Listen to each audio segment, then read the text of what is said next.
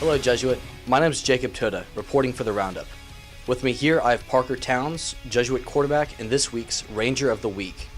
Now, Parker, this last Friday, you guys faced off against DeSoto, one of the toughest teams in the state, defending state champs, and a little bit into the third quarter, you guys were down 28-6, but still managed to mount a massive comeback towards the end of the game. What was the catalyst for this great comeback? Well, this week, the whole week throughout practice, we had a really good week of practice, and the word that everyone kind of had in their mind was believe. And so, everyone on the whole team, really throughout the entire game, through the ups and the downs, believed that we had a chance to win.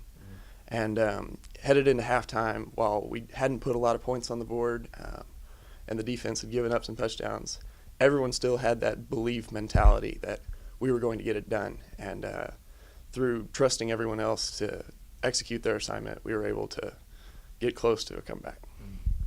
Now, as I mentioned before, it's really hard to understate this, that you guys were playing against one of the best teams in the state. And yet you were still able to, actually have a career high with passing, 363 yards. What was it about that Friday night that led you to have such a great performance? Well, we had looked at a lot of film. Obviously, this being the first game of the year, we knew going into it who we were going to be playing, and we had a chance to look at, their defense for a longer period of time. And we really watched a lot of film. We watched last year's game. We watched their scrimmage against John Horn.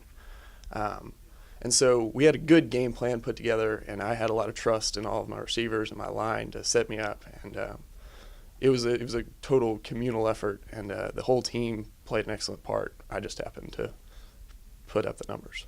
All right.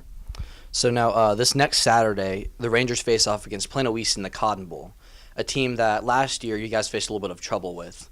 So what is it about this year's team that has actually changed enough that you guys have a fighting chance against them? Well, last year our biggest problem was we had a lot of turnovers. So throughout this entire week of practice, we've really put an emphasis on protecting the ball, both through the air and on the ground. And, we always have, a ball in our arm during warm-up and that kind of thing. So we're really looking to manage the game like we did last week, but we want to protect the football and put it into the end zone before we give it to the other guys. All right, awesome. Good luck on Saturday.